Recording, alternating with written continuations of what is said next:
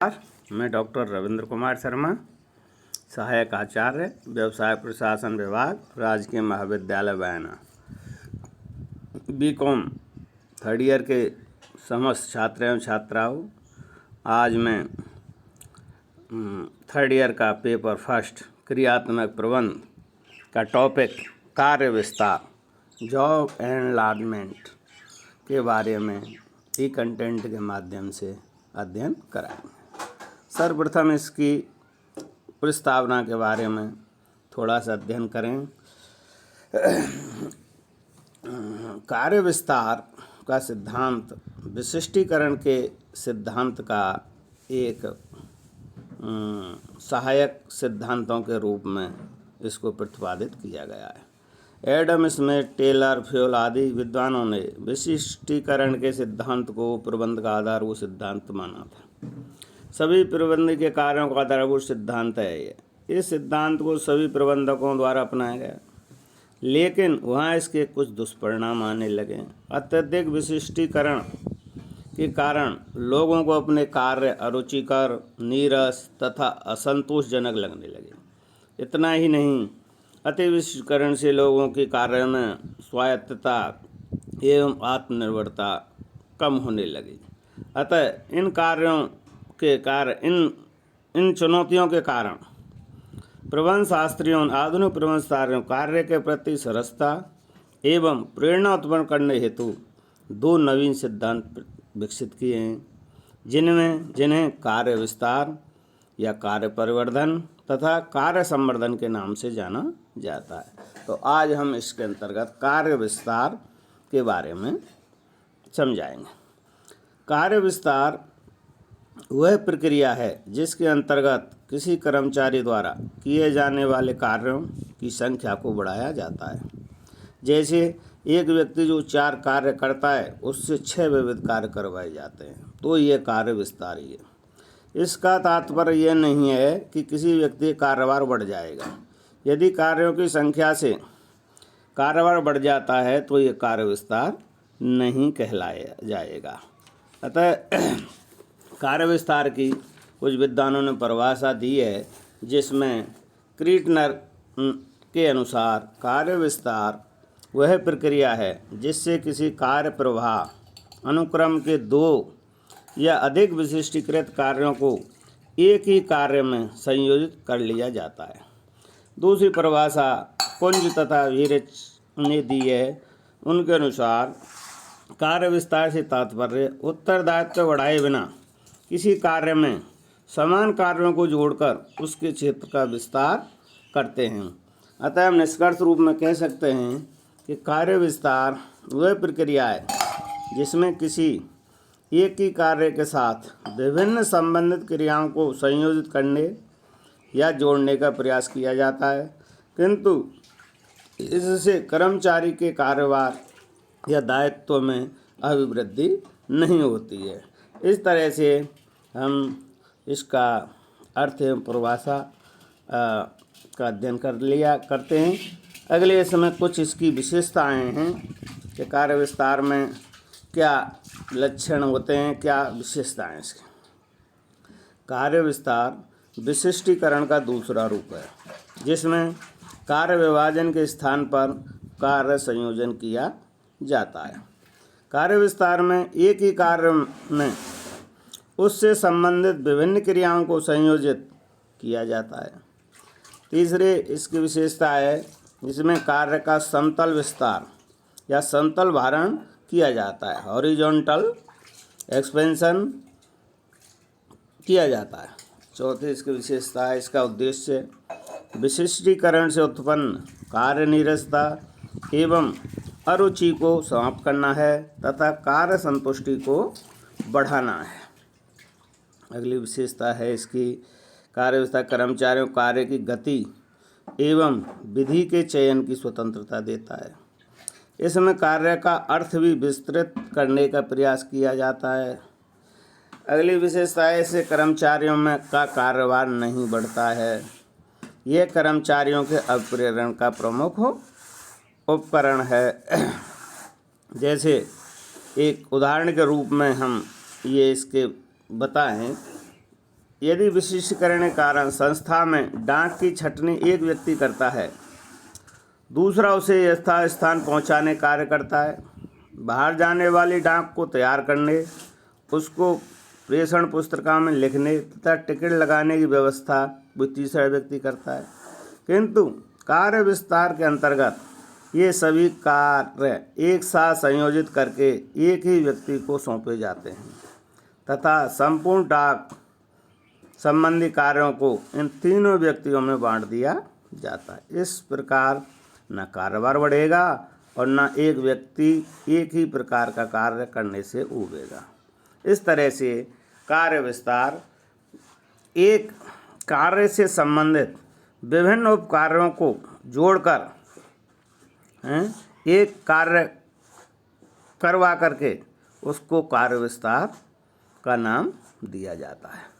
अब इससे आगे इसमें है कार्य विस्तार की उपयोगिता या महत्व क्या है। सर्वप्रथम इसका सबसे बड़ा महत्व है कार्य सरसता एवं अर्थपूर्णता।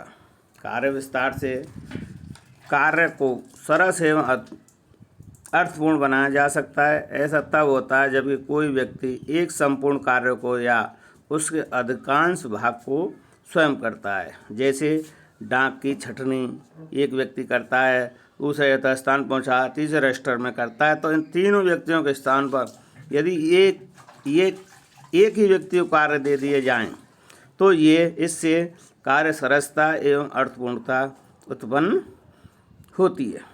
दूसरा इसका महत्व अथवा लाभ है कार्य उत्साह।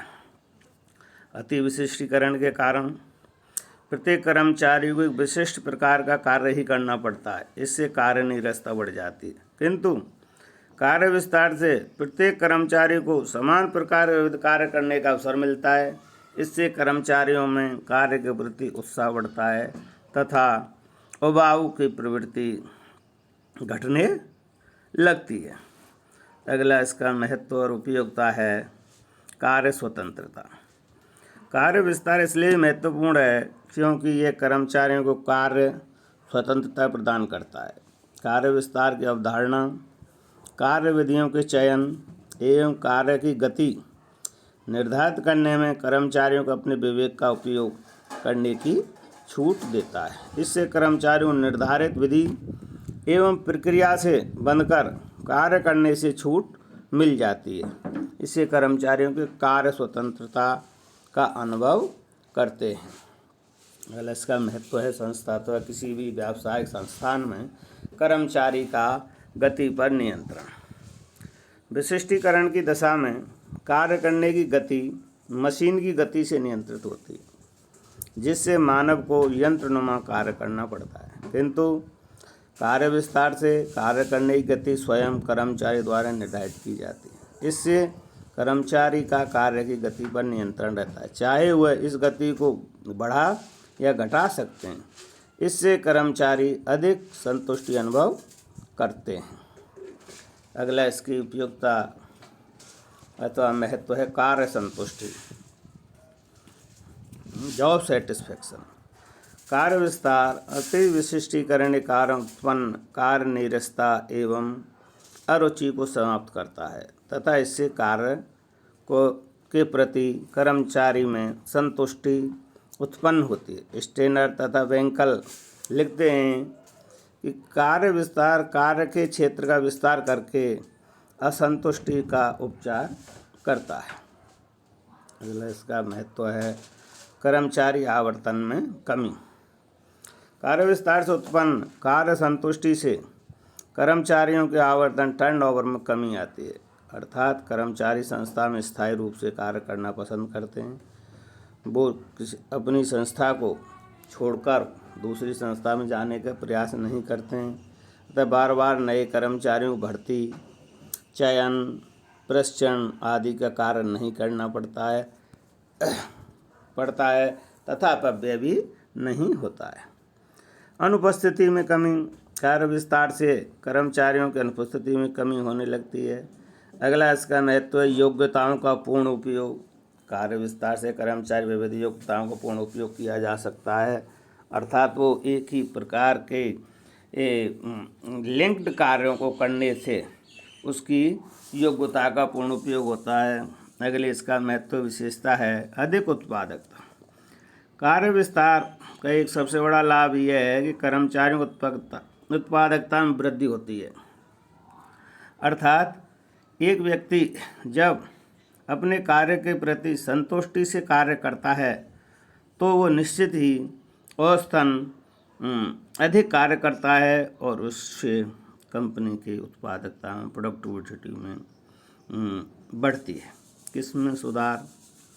कार्य विस्तार के परिणाम स्वरूप कार्य किस में भी सुधार होता है। अर्थात जब कोई भी कर्मचारी उस कार्य में पूर्ण लगन एवं संतुष्टि से कार्य करता है तो वो अच्छी किस्म का उत्पाद बनाता है और उसको बड़े ध्यान से और तकनीकी से उस उत्पाद का निर्माण करता है, जिससे क्वालिटी इम्प्रूव होती है। अगला इसका महत्व लाभ है लागत में कमी। कार्य विस्तार लागत में कमी लाने का महत्वपूर्ण प्रयास किया जाता है। एक शोध के अनुसार लागतों में निम्नानुसार कमी हुई है। प्रत्यक्ष श्रम लागत में 16% की कमी, सामग्री हटाने तथा मरम्मत के व्यय में 50% की कमी इस कार्य विस्तार के कारण लाई जा सकती है। ये बिगाने तथा स्टेवार्ड ने एक शोध में पाया था। अगला इसका है आंतरिक व्यवस्था में सुधार। कार्य विस्तार के लाभ ये भी होता है कि संस्था आंतरिक व्यवस्था में सुधार होता है। सामग्री, उपकरण, साज सामान, स्टेशनरी आदि यथास्थान रहते हैं। टालम टोली की प्रवृत्ति कम होती है। परिवेदनाओं का शीघ्र निवारण होता है। अगला इसका महत्व अधिक पारिश्रमिक। इससे कर्मचारियों कार्य कुशलता का पूर्ण उपयोग होता है। उनकी उत्पादकता बढ़ने, लागतों में कमी आने से कर्मचारियों को अधिक पारिश्रमिक प्राप्त होने लगता है। अभिप्रेरणा। कार्य विस्तार कर्मचारियों को प्रेरित करता है। इससे कार्य रुचिकर, संतोषजनक बनता है तथा अधिक वेतन मिलता है। फलतः कर्मचारी कार्य के संस्था के प्रति प्रेरित होते हैं। कुछ विद्वानों ने ये इसकी महत्व अथवा विशेषता उपयोगिता बताई गई। अगला इसमें कार्य विस्तार की दोष या सीमाएं भी बताई गई हैं, क्योंकि किसी भी क्रिया के दो लाभ एवं दोष हमेशा रहते हैं, तो इसमें कुछ दोष या सीमाएं बताई गई जो निम्नलिखित हैं। सबसे पहला है कि प्रशिक्षण में व्यय। कार्य विस्तार करने से प्रत्येक कर्मचारी को विभिन्न कार्य करने पड़ते हैं। इन कार्यों को करवाने के लिए उनके प्रशिक्षण की व्यवस्था करनी पड़ती है, अतः प्रशिक्षण का व्यय बढ़ता है। कार्य योजना का पुनः निर्माण। कभी कभी कार्य विस्तार के लिए करने के लिए संस्था की कार्य योजना या कार्य रूपरेखा ही बदलनी पड़ती है। इसमें अधिक श्रम एवं धन लगता है। परिवर्तन का विरोध।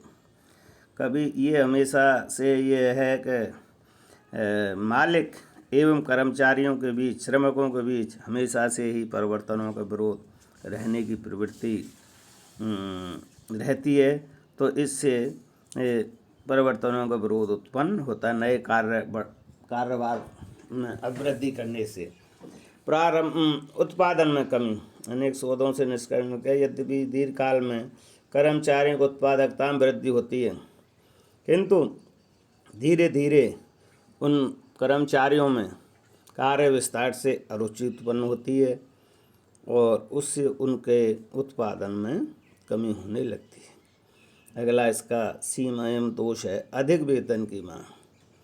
श्रम संघर्ष। श्रम संघ कार्य की जटिलता बढ़ने से कर्मचारी अतिरिक्त वेतन की मांग करने लगते हैं, क्योंकि वो ये समझते हैं कि हमारे ऊपर अधिक कार्य भार डाल दिया गया है, अर्थात कार्य विस्तार कर दिया गया है। इस तरह से इसकी दोष एवं कुछ सीमाएं बताई गई। तो उपरोक्त बिंदुओं से आज कार्य विस्तार के बारे में अर्थ एवं परिभाषा, उसके विशेषताएं, कार्य विस्तार की उपयोगिता तथा महत्व और अंत में कार्य विस्तार की सीमा या दोष बताए गए हैं। आज इस टॉपिक में इतना ही आपको अध्ययन कराया जा रहा है। धन्यवाद।